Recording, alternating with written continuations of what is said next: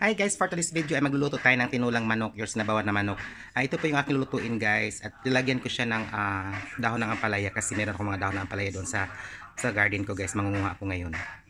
Manok guys, isabaw natin siya with matching gabi and talbos ng ampalaya. Kuha tayo ng talbos dito ng aking ampalaya guys kasi madami na siya.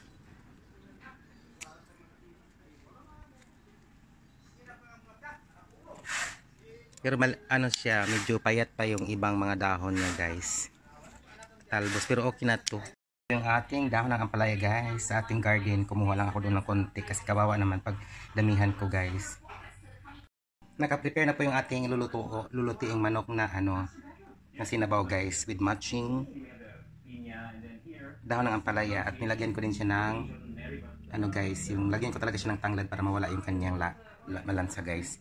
Meron tayong nilagyan din natin ng luya guys at saka bell pepper. Na tayo guys ng mga lamas. Gisa mo para pang pasarap sa ating niluluto.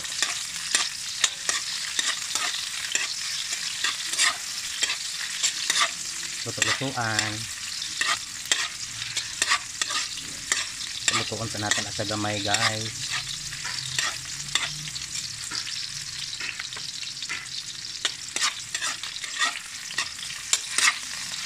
Bell pepper. Gusto ko kasi pag nagsabaw ako ng manok may bell pepper para mabango lalo. Yan. Igisa na natin yung ating manok guys. Gamay ra niya akong isabaw ani guys kay kuan man siya. Hindi man siya akong isagol kuan lang man kanyang gabi. Para natin siya pang palasa guys.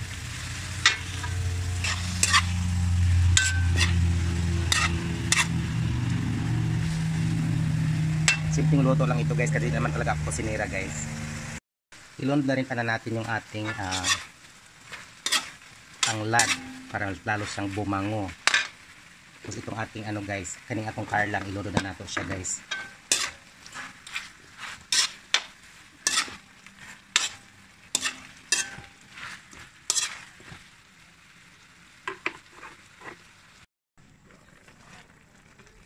Ako na din gisabuan guys, lunod na ako ang mga ako na ning gibutangan og kanang mga panimplang nga mga kuan pangpalasa niya para mas lalong sumasarap ang ating nilulutong manok. Muni giingon nga nilagang manok. Tilawan na nato di. Wala napakasarap guys. At saka yung kanyang ang kaning tanglad guys, nangingibabaw yung kanyang lasa din. Napakasarap. Nilagyan ko lang yan siya ng patis at saka guys, yung magic sarap. Kung sarap na siya konti guys para maluto gid siya. Itong okban guys, kung ano ba siya. Luto na ba yung gabi?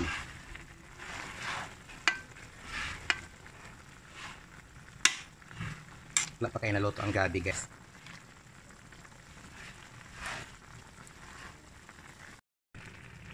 Ilunod na natin ang ampalaya guys sa kasili para dili siya